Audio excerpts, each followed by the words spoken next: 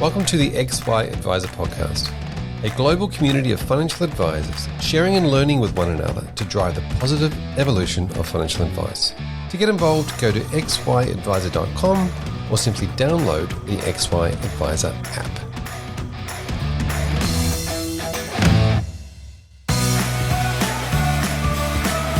Innova Asset Management is a boutique portfolio manager that has been managing client portfolios since 2010. Innova believe in constructing portfolios that work with investor behaviour rather than against it. This is why they have built risk-focused portfolio solutions that support a goals-based advice framework. Innova's focus on risk management and their active approach to asset allocation has been designed to work through all market cycles, which was evident in 2020 when they were able to participate in the market rebound while also protecting capital on the downside.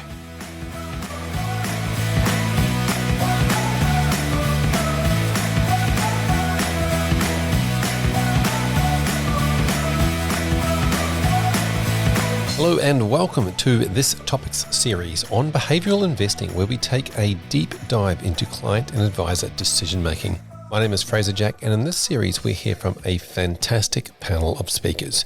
First up is award-winning financial advisor from Brisbane, Patricia Garcia, along with Dr. Catherine Hunt, a lecturer in financial planning at Griffith University. Then we have David Bell, Executive Director, Academic and Researcher at the Connexus Institute, along with Dan Miles, Managing Director and Co-Chief Investment Officer from Innova Asset Management. All of these speakers bring a unique perspective to the conversation. This is the first podcast in a series of 5. In this episode, we dive into the different behavioural biases in investment decisions, from recognizing them to discussing them with your clients. In episode 2, we cover goals-based investing. In episode 3, we tackle values-based decision-making. Episode 4 is all about client risk profiling and advisor investment philosophies. And rounding out the series, we take on the not-so-modern portfolio theory, discussing traditional strategic asset allocation, or SAA, versus dynamic or risk-defined portfolios. But stay tuned now as we lean into recognizing different behavioural biases. Thank you, everybody, for joining us here today. I'm speaking with Catherine and Patricia. Thank you both for joining me. And we are talking about behavioural biases in investment decisions and decisions in general. Thank you both for joining me. Catherine, as we approach this subject, what are your initial thoughts? There is so much research on our inability to use our own brains, basically. So there's a heap of research on judges, for example. They are professional decision makers. That is their job. They make decisions all day. They cannot make good decisions. So, for example, they have these parole board meetings. It's binary decision. You're either going to get parole or not. And in the hour before lunch, how many people do you think get parole? Yeah, no one. No one gets parole. No one? No one. And they've got this data over hundreds of thousands of instances, because it's a binary decision and it's in every country as well. So there's a heap of data on it and it's all recorded. So not no one, obviously, that's a bit extreme for comic effect. But then after lunch, who gets parole? Oh, everyone. Everyone gets parole because they've got a full tummy, they've had a beer Excellent. over lunch, they're ready, they're good to go. And these are professional decision makers. So we are useless at using our own brains, no matter how educated we are. And I mean, people like Patricia and you're so highly educated, so experienced, and probably you think, I'm pretty good at making decisions and using my own brain though. But if we look at the data as a whole, it looks like, no, none of us are really that good at all. So super interesting context. I've always had this idea that we make emotional decisions, and the logic doesn't come into it. But one of the things I haven't really considered is whether you're hungry or not. So that's an interesting part of the conversation. Patricia, from a bias point of view, obviously clients come into your office with preconceived ideas around what they might be doing. Oh, yeah, all the time. We all have them. Like Catherine said, I have them, you have them, we all have them. I think it's why we need professional people around us helping us make decisions, is because those professional people have the skills and the ability to make better decisions by taking the emotion out of it. So even when I'm helping clients make tough decisions, it's tough for me, even though it's not my life. They're my clients. And of course, I have their best interests at heart. But it can sometimes be tough. It's not always black and white. But I can be a lot more logical and I can take the emotion out of it a lot better than they can. So that's our job. Behavioral finance is all about trying to get to know clients and trying to pinpoint where their pain points are and where you think that there will be more bias, and trying to remind them of different things that they've done in the past that perhaps didn't turn out as well as they thought, to help them make better decisions along the way. Catherine, one of the things that Patricia mentioned there was around when clients, helping clients make decisions. Is that sort of not just about logical information and, what's in their best interest, but the fact that that advice can come at this from a disassociated state? They're not actually in the head of the person who's they're giving advice to. Exactly. It's exactly as Patricia said, the power of being detached in a way. So on the one hand, someone like Patricia is so invested in her clients getting the best outcome. But on the other hand, she can take a couple of steps back, look at it from a strategic perspective, look at the client's nuances and their own issues, hang-ups, historical challenges that they've overcome, and the whole weight of the emotional situation there. And so she can help the client to navigate their own emotional problems, I suppose, around decision-making. So that having that third party available to help you with decisions is one of the main reasons I think that people actually seek a financial advisor, to help them with something that in a way they might be able to do it themselves if they had the self-control and the attention to detail and the ability to detach, and they can't because we're human. Yeah, it's interesting. Just yesterday I had a meeting with a client and he called and he said, I've got an investment opportunity. My daughter is going to university and we're going to potentially get some benefits from DVA. So he used to be in the army, but regardless, the point was he thought, the rent will be free, so we should definitely buy a property for her because she'll then give us the rent. And he was convinced that was a great decision. And all I had to do was step back and do the numbers. And I said, it doesn't matter if it's coming from her or a third party. It's still coming from a third party. And we worked through it. And he's like, oh, I can't believe that. He was biased towards wanting to help his daughter and couldn't even consider simple mathematics of money out. Are you positively geared or negatively geared? So that's just a simple example of something that can be so simple that anyone can do.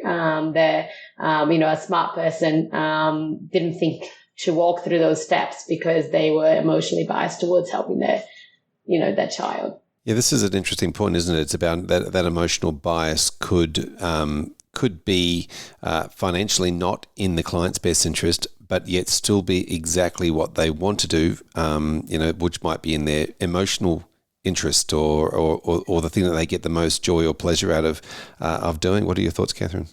Yes, as we know, best interest duty actually requires us to do what's in the best interest of the client, regardless of what the client wants. So that interplay is really interesting because often what the client wants, they might want to give 90% of their wealth away, and we might be able to quantify and say, look, that's probably not a good idea because you won't have enough then to even pay your rent. We have to work towards the client's goals on the one hand, but on the other hand, their goals might not be what really is the best thing for them. So it's a complicated scenario when what they want is, or what they say they want, kind of requires a little bit of discussion, just like how you said before, Patricia, about discussing them with them and really doing the goal exploration. Okay, so this is what you want, and why do you want that? Oh, great. Okay, let's achieve that same outcome on a different path. Yeah, and actually that's how I finished off with this client. In this case, they could afford to do it. And I said, look, so mathematically, this is how it would play out from a cash flow perspective. But are you doing it because of it being an investment opportunity, which is how you started this conversation, or are you doing it as a lifestyle decision to help your daughter? That's a different discussion. So, go away and think about that. And that's how we ended the conversation. So it's interesting to see how just in 15 minutes you can go from, no, this is a great investment to actually, is it a good investment? Why do I actually want it? And help them think through that. Yeah, so Catherine, I was thinking also, what are some of the main biases that humans go through when obviously their past, their history, anything that's scarred them in the past often is one of the main things that come up. But from a consumer point of view or even an advisor point of view, what are some of the things that do jump out as being clear behavioural biases? So if you have a look at the list of behavioural biases, it's almost like they have a term for every decision you've ever made. Even if it's a unique decision and you think you've only ever made that decision once, there's a term for it. So there's so many of these biases that these economists have been studying. But in general, anything where you're using your emotion to make decisions can become a behavioural bias, which is, it kind of sounds like it's a bad thing. But if we didn't use our emotion to make decisions, our brain, our tiny little primate brain, would be so overloaded, we'd be on the floor in a coma. Like, we cannot process all of the information that we have available. Even for the 10,000 decisions we make every day, we can't do that consciously. Our brains are too small. So we need to use the emotion, and it's just the fastest path for decision making. So any historical event, it can be something mundane, like you're walking through a shopping center and on the screen you see the tagline of a news event that can prime you for something. So the types of behavioral biases, cognitive biases that come up are just everywhere, basically, especially in decision making, in financial decision making. So, like, my favorite ones include sunk costs. That's probably one of my favorite ones. One of the logical fallacies, because it's kind of easier to pull apart and quantify in a way. But there's so many. Like, confirmation bias is obviously a very famous one that we all suffer from. And a great example with that is Bitcoin, because we all have a perspective on it, and we basically all use new information and reinterpret the new information to confirm whatever we already thought about Bitcoin. Yeah, that sounds exactly how social media platforms are working anyway. They'll work out what you like to hear and give you more of it. Exactly. Patricia, what are you seeing as the main sort of biases from clients or even advisors? I think it's important for advisors to recognize their own biases and potentially attract the clients that meet those biases in a way. So a simple example may be, active versus passive investment philosophies. Some advisors can have a strong preference one way or another, but it's about being really clear about that. And making that clear to our clients when we're dealing with them, to make sure that it suits them, because there is no right or wrong. It's a matter of preference and education, a range of different things. But if you're not transparent about that and all you're doing is constantly influencing clients towards the same outcomes, that can be something that we, as advisors could be guilty of. So we need to be conscious of that, I think. From a client's perspective, some of the big biases that I see are around, the most common one is you want to continue investing and buy when things are going up, and you want to sell when things are going down. When markets are volatile, this is not such a great investment. And then markets really, no, I don't want to sell anymore. They wanted to sell last year, and then now markets have gone up, so they're going to get more money than they did before, and now they don't want to sell anymore. So for me, it's always about what I always say to clients is we need to decide what the plan is, what the strategy is, what the right investment options are. And then you have to stick to the plan unless something significant changes, because short-term volatility shouldn't influence that. It's a long-term plan. If your goals change and if your behavior actually significantly changes, and then perhaps something needs to change. Apart from that, we need to do those things before the volatility happens, so that you make the right decisions when the volatility when you're actually in the midst of that. That's really great that you have those strategies.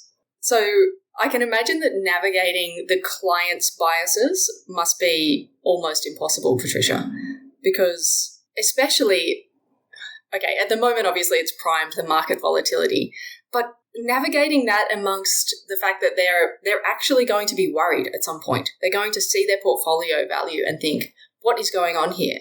They're going to be severely affected by the biases, but also just about their personal risk aversion, loss aversion in particular. So how do you actually manage that? Like, surely when you say to them, okay, we're just going to stick to the plan and we're going to manage this before the volatility comes, there's more to it than that, surely. Yeah, no, it's a great question. I think I'm really fortunate that my entire career as an advisor has been around advisors and clients that don't focus on investment returns, and it's always been around goals. And also starting my career right after or in the midst of the GFC, the global financial crisis. So I lived through that already, and I saw their behavior. And I think one of the greatest things that I've learned from it that I do with my clients is that from the moment I meet them, I tell them your portfolio will drop significantly one day. We just don't know when that day will be. So we just need to set it up for that to happen. And then I try to use reverse psychology in a way, not reverse psychology, but for example, if they're wealth creators, to say, instead of not wanting that, that's what you want. You're buying, that's what you want. We want market volatility. That's what we want. And then for retirees, is saying it's going to happen. That's why we're going to have to give up on some returns and have some defensive assets. I talk about sequencing risk, and I show them how chasing higher returns will actually lead to lower returns in actual returns that they're going to experience, which is what matters, is not market returns, is their returns. And I go through that education process, and I we preempt all that. So when it happens, we go, oh, that's okay. We've got that bucket for that. We can write it out. And that's what, you have to constantly remind them of that. And I remind them of that at every meeting. So every meeting we say, we don't know what's going to happen, but it's going to happen. We don't know what's going to happen, but it's going to happen. So they get really used to that. I really love that pre-framing of, that dip in the market and understanding that is going to happen. We know it's going to happen, but that when it does happen, they go, it just also cements that fact that, you told me that was going to happen. So it even deepens the relationship that they have with you. I want to go back a little bit to something that you mentioned earlier, was around the advisors understanding what their own experience is, and turning that into a business or investment philosophy or whatever it might be, and understanding that they have been through like exactly the same as your experience. Your experience has been, you've been through the GFC and now you know these things, but to harness those opportunities to build that into their business as a business philosophy and something that, they can highlight rather than just sort of, skirt around. What are your thoughts, Catherine? Something that does kind of it does worry me a little bit is when I come across advisors that are, oh no, it's fine, it'll be fine, they will be fine when the market volatility comes. And they haven't talked to their clients ahead of time like Patricia has. So being upfront and really transparent about that, I think that's so important. Patricia, what are your thoughts on the idea of, the experience you've been through forming part of, your investment or business philosophy around and communicating that to your clients before they come in? I personally don't have a strong view, for example, in relation to passive or active. I go through both with clients. So in that sense, I guess it's easier for me because I don't feel I'm significantly biased in that way. But I explain the differences to them and the fact that you can also do both. And then that's how we help them build portfolios. The difficulty, I think, is actually how much detail do you give clients? Getting a client on board, like you're already literally giving them a master's degree in financial planning in 3 months over 4 meetings. It's actually quite difficult to cover everything off. And it's also, it can be overwhelming if you give too much information. So I think the key is to actually give the really important information and keep educating along the way and reviewing along the way, and giving a bit more every time, and essentially trying to determine what do they need to know to drive the car. They don't need to know the engine. So that's how I approach it. With our business, we don't have a strong philosophy around active versus passive. But I discuss different options with clients and help them build different portfolios. And I try to remind myself of my own biases as well, and try to make sure that I'm addressing it twice as much when I think I'm in that space, just to make sure I'm not potentially influencing them in a way that they wouldn't normally be influenced in. Yeah, well said. And Catherine, one of the other things I wanted to ask you about was just the bias around now versus later. You know, the whole idea of superannuation was, you know, putting money away, but people never really engaged with it. We always think about the now. It's very hard to put to prioritize later over now. Tell us, what are your thoughts on this bias? People have different levels of their present bias is what we call it in the research. So the bias towards the present. And we're all a little bit different. They haven't really figured out why we're all different. But some of us are very focused on now, and some people are focused on later. And it's really one of the underlying biases with regards to anything financial, isn't it? Because no success happens today, tomorrow, or the next day even. You have to have the vision. You have to have the 5-10-year vision for anything, for building a business, building a career, investing, achieving goals. It doesn't matter what it is. You have to have the long-term vision. And we're just not very good at it, basically. Most of us have a very strong bias towards the present. And we have a simple way of testing present bias as well. So we say to them, we have like a list of numbers, basically, and tick what you would prefer. $50 today, or $80 tomorrow. And of course, everyone picks the $80 tomorrow. Okay, $50 today, $80 next week. Most people still pick $80 next week. Move it down to 6 months though, $50 today or $80 in 6 months, and you'll start to see people choosing $50 today. So that's at the point at which people shift. How long is it into the future that you're going to start prioritizing today? That's the point that we, as academics, are interested in. The point of the shift of, no, that's too long. I'm not going to wait 6 months for $30 on $50 return. So that's present bias. Yeah, that's really interesting. Yep. I know how to recognize that in my clients straight away. Especially the ones that are at the extreme ends. As you're speaking, I'm like, oh yeah, these clients is definitely be the today client, or these clients is definitely the tomorrow client. And I think my job as an advisor is to help bring them back a bit more balanced. So I'm thinking of two people right now, and one of them is like, nothing will ever happen to me, and I'm gonna die young, and I want to enjoy today. And I keep saying, oh, actually, you're probably going to live long, and I keep trying to get them to understand it. Actually, after many, many years, they have changed significantly. It's quite interesting to see the shift, how different he is today to what he was 8 years ago when he started with us. And then I've got another client that just wants spend, and you do like, who are you leaving all this money to? And the wife might complain that she wants a few extra things, and he just really wants to save, and that's his personality.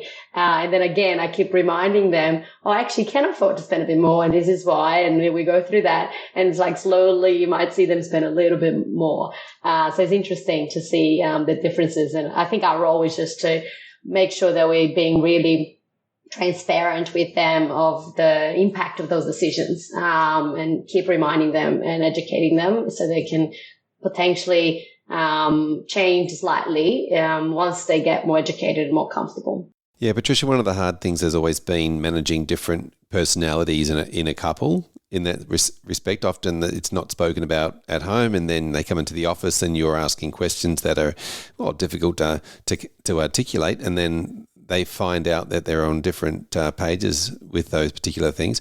How do you go about, from a practice point of view, having those conversations with people that have different points of view? Yeah, that's interesting. I think I haven't ever had something where you really just had to go, oh, I can't help you, or this is too contradictory that if we go this way, I'm helping you, but if we go that way, I'm helping her, let's say. So I can't really help any of you because that's not going to be in both of your best interests. But I think in my experience, it's just being a matter of just helping them have that discussion at that point in time, and then helping them, sometimes they might, okay, we'll go home and we'll talk about it. We'll come back to you. And they come back with what they actually want after they've thought about it more, helping them understand, each other's points of view, and the impact of, if we do what he wants versus what she wants, this is the impact, this is the outcome, these are the risks, the advantages, disadvantages. I think that's what our job would be, and then obviously identifying when you can't give them advice because you wouldn't be acting in both of that, in the best interest of both of them. Yeah, it's a tricky one. It probably falls into some of the ethical stuff that you're doing, Catherine. What are your thoughts on that area? Yeah, the couple dynamics as well. I think it's overlaid on goal exploration. So I can imagine, Patricia, that when you have that discussion with them, that, okay, let's figure out your goals. And the discussion is kind of, one of them says, oh, well, we want to travel the world. And the other one's like, travel. I want to spend time with my grandkids or whatever that looks like. And there's just kind of, it's not necessarily a stark conflict of interest, like the kind of relationship differences that could actually result in you not being able to serve the clients, but more just on the relational level of almost like a marriage counselor in a way. Does that kind of come up in some of your client meetings where you feel like you are the intermediary in a way? Yeah. It doesn't happen to the majority of clients, but I'd say it happens to 30% of clients maybe. It's around what are your goals? Or someone has a goal that they want to go traveling, for $30,000, $40,000 when they retire, a big trip, and then you review it again. It's like, oh no, I don't want these, and then she's like, oh, I want these, and the other person doesn't want it, and it's quite interesting because sometimes, especially if they've been clients for a while, they'll sit there. I actually had this week as well. They'll sit there and talk to each other and not talk to me for sometimes 5-10 minutes. And you just watch. And it's quite interesting to see them work through it. And they're they're having a mini fight in front of you. And this guy was like, oh, you always get your way. Oh, okay, I'm not going to get it again. And they're, literally having this fight. And it's quite funny, but eventually they'll work through it. And then you can see the compromises, he will get this and then she will get that. It's quite interesting. And then, again, I sort of jump in only to reaffirm, you can or you can't do this. I know there's achievable, not achievable. Oh, this would be a significant change. We have to check the impact versus not. Sometimes I find that, I am sometimes encouraging clients, especially older clients, to spend a little bit more or, enjoy life a little bit more and remind them that they can if that's what they choose to do. I love your stories, Patricia. It really is another example of the true value inside of financial advice. Just the clients having those conversations with themselves that they would never have at home. So it's brilliant. Catherine and Patricia, thank you so much for being part of this particular episode. We look forward to jumping back into the conversation with you guys when we start talking about goals-based investing.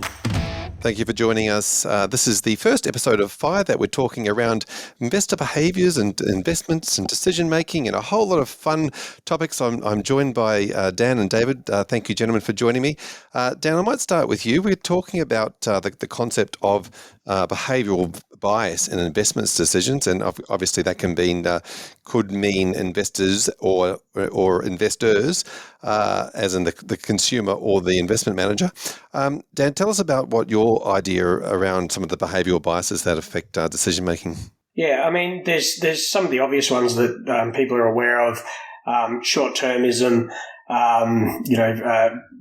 responding to fear and greed, anchoring, which is essentially taking an arbitrary figure and then making a decision around that.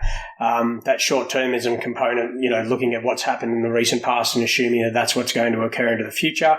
And one in particular that we have a fair bit of focus on is what's typically referred to as mental accounting, but is probably easier to understand if it's referred to as bucketing, where people, put different buckets and different pools of money into, just mentally, so they can think about it in a more structured fashion.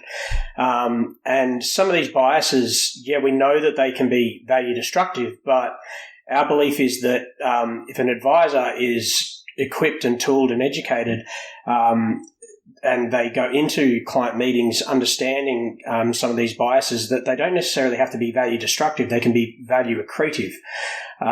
So if you don't mind me talking about one example of that, mental accounting is one that I think is a perfect one, where the theory is that if you have a series of different portfolios that, combined, it'll either end up looking like a balanced fund or it won't end up being an optimal portfolio. But the reality is an optimal portfolio can only ever be built in hindsight. It can't be built in foresight unless you had a perfect crystal ball. But if a client is able to, if you're able to take advantage of that bucketing approach and segregate their goals, prioritize their goals, and have a look at the different time horizons, you can then get a better assessment of the amount of risk, whether that be risk aversion or that, risk tolerance, risk capacity, and potentially need.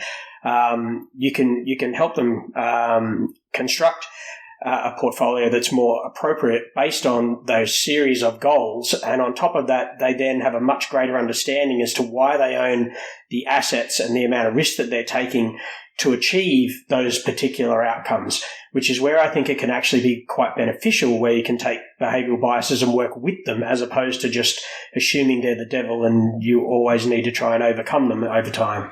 I'm glad you said that, because that was exactly where my mind went when you said that. It's kind of like a bias, but it's also something that helps them understand, and the whole idea of informed consent and the understanding the information and be able to tell their friends at the barbecue as to why they're doing those certain things.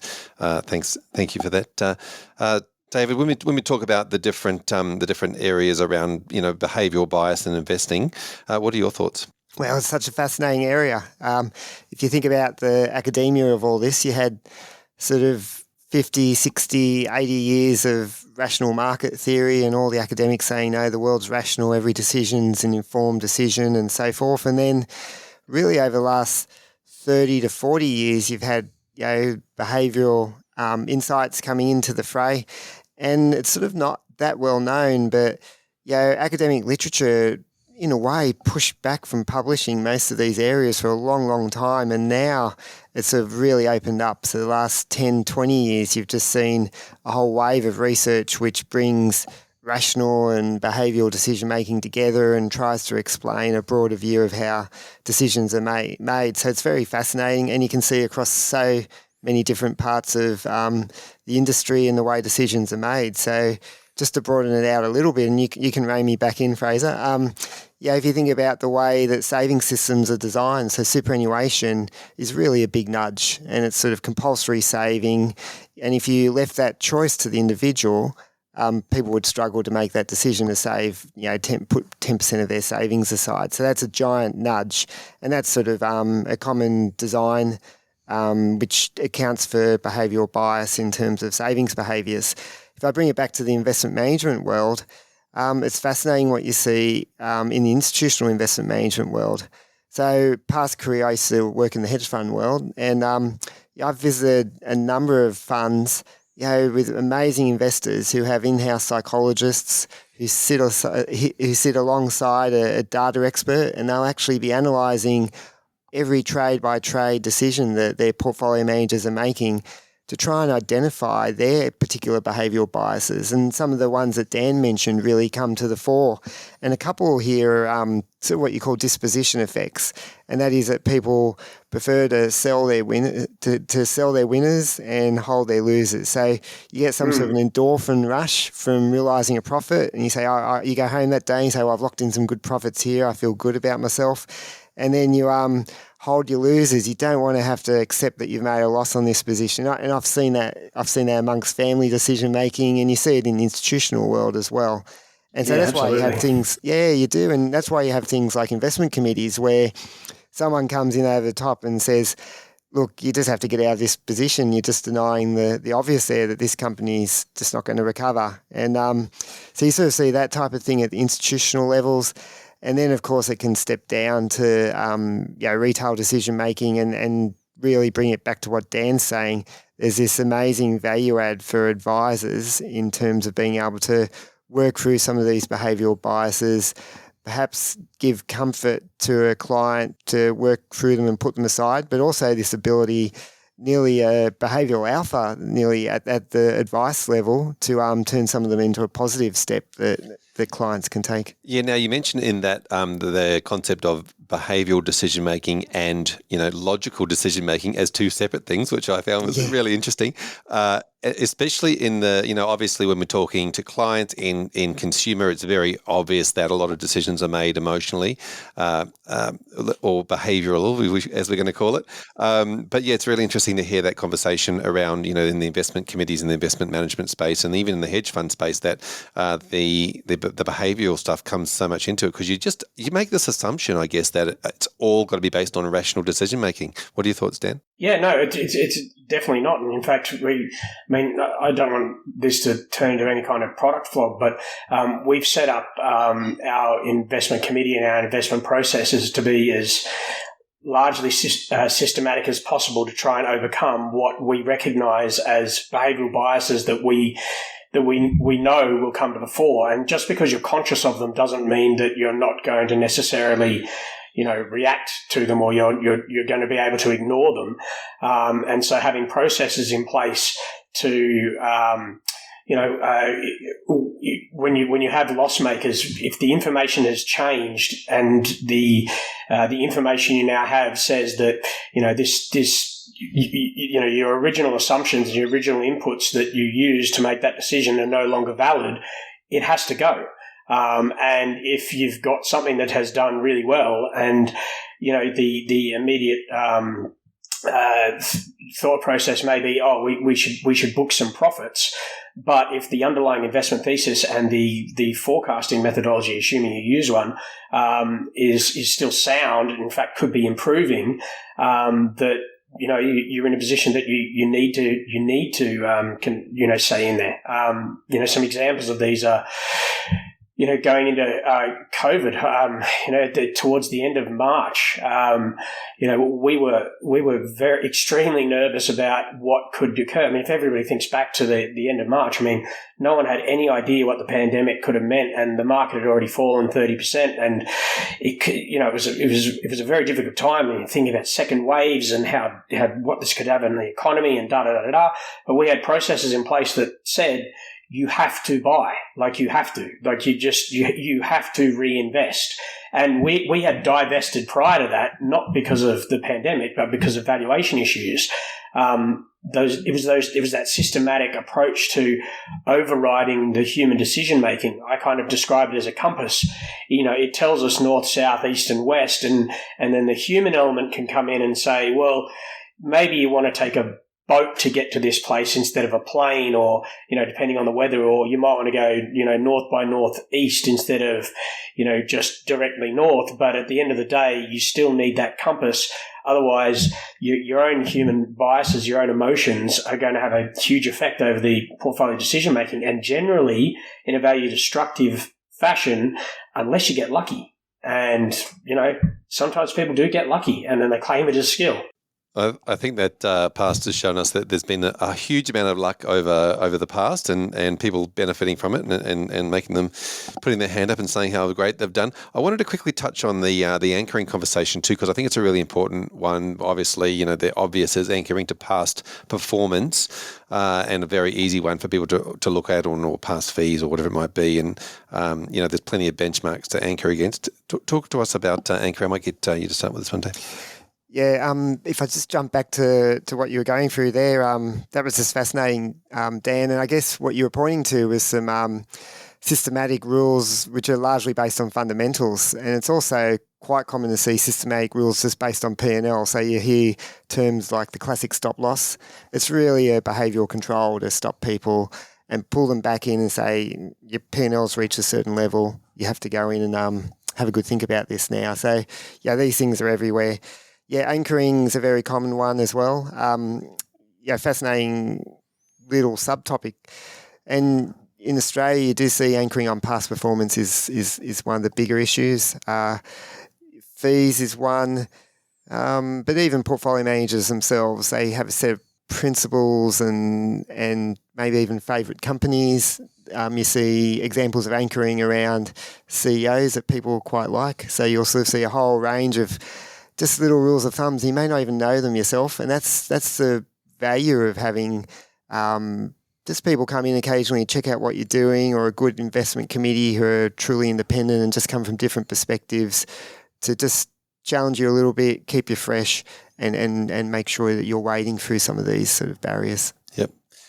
Dan, what are your thoughts around anchoring? Because I actually have this idea around anchoring that it can actually mean you've got experience. Yeah, as I was saying, anchoring and your point about it can mean experience. It absolutely can mean experience. And if that experience allows you to make better decisions in the future, then it can be a good thing. But quite often, you could be anchored to, historical experience that is completely spurious when viewed in a future context, because it may have no relevance whatsoever as to what could occur into the future. We've had 40 years of, the great moderation. If people anchor to that and assume that the next 40 years we're going to continue to have decreasing rates and increasing multiples, there's a very high probability that the result in their portfolio could be fairly mediocre. But from an advisor's perspective, recognizing that clients will come in and they will have previous experience and they will have things that they anchor to, and that they have their favourites because they may have worked for them in the past. Being able to be armed with knowledge to be able to explain to them why it may have worked in the past and why it may or may not work in the future can help with those conversations, because, quite frequently people will look at, property, for example, and say, we did extremely well on property and property was fantastic. But if you 30 years ago, instead of buying a house in a major city, you were able to buy a 30-year Australian government bond, which you couldn't, and held it to maturity, you would have done better. The majority of the results that have come from the property market have been the fact that you've been able to leverage the living hell out of it over that period of time. It hasn't actually been because it's been a fantastic investment. And so anchoring to that previous thing can prevent the client from potentially taking on less risk that they should not be taking on or don't need to take on to achieve their goals. But if you can go into the conversation recognizing that they have these biases in place, you can at least have an informed conversation instead of flying blind, is my belief. Yep, very good. Now, I wanted to bring up the conversation around another sort of bias that a lot of clients start with, and that is, the now, wanting things now, the short-termism, I think you called it earlier, Dan. What are your thoughts on this behavioural bias around, wanting things now and only being able to think about now and struggling to think about the future? Yeah, the myopic view that people have, and it's true, and that's why savings systems exist with compulsory savings, because people can't defer present enjoyment for future outcomes. So that's a very common one, and a good example is a savings system design I just mentioned. But there's very practical examples. Some of the best behavioural experiments have been pre-order your lunch for a week's time. You'll order a salad in a week's time, but if you're there on the day ordering, you'll pick the hamburger. And and that's sort of very common as well. So there's all these examples, not just in finance, but all around everyday activities. The way you defer exercise, you'll book it in for, I'll go for that jog tomorrow, everything like that. Everything is all about present enjoyment. And so there's actually estimates of the factor, the time disposition effect of all these things that you can factor into your models when you're designing portfolios and so forth. And that starts to get into pretty interesting areas as you're designing systems. So, regulators and policymakers, it's all pretty tricky. Should they allow for this or not? And probably might. It gets very exciting when you talk about the tech space and some of the modelling that is coming out that is being made available to advisors, where previously they've had to use linear models where they'll draw a chart up on a board and say, this is what will happen on average, but the only thing I can tell you is that I know this is not what's going to happen. I mean, if there could be a more useless conversation in the entire advice industry, I have no idea what it is. But another form of short-termism is, academically known as hyperbolic time anchoring, which is exactly what David was talking about. Is people don't like to put off things for tomorrow to deal with them today, but there are certain technological solutions that advisors can get access to that can help people to visualize what it actually means to put things off today and what that will actually generally mean for them in the future, to try to have a behavioral visceral response which may lead to a more positive behavior, which is this whole idea of going into the conversation being aware of the behavioral biases and having some tools to be able to do it, so they don't have to necessarily be a negative thing. You can turn them into a positive thing. Yeah, that's great. Some of the best examples I've seen of that, Dan, are technology-based solutions where to try and encouraging people to save more is such a hard thing to do. And so one technique I saw in an academic piece where they teamed up with some clever technology people was to take a photo of you as a starting point. And then when you were making that decision, they had created an aged photo of yourself so you could picture your future self. And that actually led to people saying, I'm going to save more because I could picture myself in that situation more. Another interesting piece was when a couple of academics teamed up, I think it was a project with Microsoft or something, where they tracked your savings behaviour and projected by looking up the classifieds for rental properties what house you're going to live in at the age of 65. And they sort of said, yep, if you tick this box on your savings rates, this is what your apartment's going to look like. And if you tick the alternative rate, you're going to be in a pretty drabby apartment. And that sort of could really translate the present into the future. And it's those connections which you can see how important it is for advisors to be able to do that imagery and create that setting. And that's really the framing piece, which is crucial to breaking down some of the behavioural biases. Yeah, I think that imagery is really important. I think a lot of advisors and planners do that very well now, bringing clients back, from the future. You mentioned projecting out to the future, but bringing your clients back from the future to now and trying things on. The old, you've just woken up in the morning. Are you having Wheat Bix or are you having a cooked breakfast? That's the options right now. But obviously, you're talking about the future of those things. So. Lots to digest there. Now, probably just one of the other things I wanted to touch base on this was around some of the different personalities, and obviously, there's bias in couples when people are dealing with clients. There's often an alpha personality or non-alpha, or the CFO or the non-CFO in the conversation.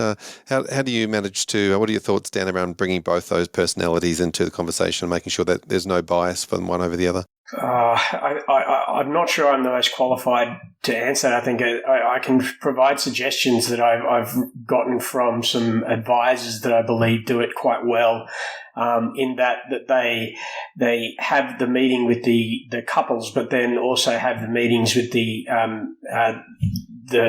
partners in the arrangement, but have them individually, then bring them back and show the difference between the two, because when they're alone, they're far more likely to be able to express their personal opinion and without having to worry about what the other person thinks. And I think that practice, from just from my own personal experience, it just logically seems like it's a very sensible way about going about doing it, because it is going to be very frequent. We know it is very frequent in relationships. It doesn't have to be the male as the alpha. It could be the female as the alpha. It could be the one male with another. Like it kind of doesn't matter. There's someone who frequently defers to the other, but they may have certain fears and concerns about what's going on, and they don't feel comfortable enough expressing them. Separating them and allowing them to speak freely in a controlled environment, so that then it can be brought back and they can meet face. Normally, the alpha type personality will generally be oh, okay, all right. Well, if that's how you feel, we're in a partnership of some sort here, whether it's a business partnership or a relationship or whatever the case may be. We kind of need to meet somewhere where we're both happy, and I think that is it's a very simple but very effective way of approaching it. I'm glad you raised the question. It's a really important one. It's something I was pondering on just as I was thinking about these podcasts. And if I just lift it up to a high level, just to set my scene a little bit, which is just first of all that rational piece. And the risk aversion is really where it's at, and that's the most common framing of language. But it's also there's this sort of other area that I think is important, which is what you call ambiguity aversion, and that is you sort of have some sort of risk appetite, but are you prepared to take risks that you don't really understand? So if you might know the stats that sit around jumping out of a plane with a parachute, but there might be other sort of risk areas where you don't actually understand the odds, and that may actually say, well, geez, I'm not prepared to take that risk because I don't really understand it. And then if you apply that back to finance, well, financial literacy levels are really low, and so teasing out the two, you might actually have some sort of risk aversion around financial decision making. It actually may not be risk averse at all. They may not understand finance at all, and hence it's quite rational not to want to take risks there. So there's sort of a little bit to unpack there, and this gets you back to that sort of household structure, which is really important. What Dan was saying, I sort of agree with him there. If I just apply that framing to the alpha personality, and you think about the alpha characteristics, they're a leader, self-assured, powerful, and sort of confident in everything they do.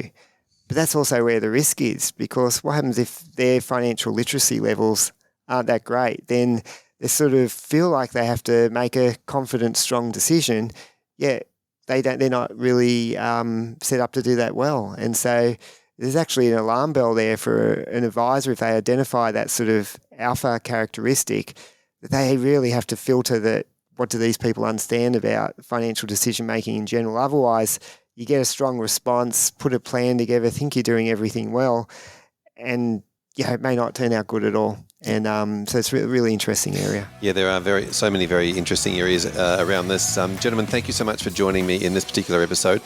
We look forward to jumping back into the conversation with you guys when we tackle goals-based investing in the next episode. Thank you. Fraser.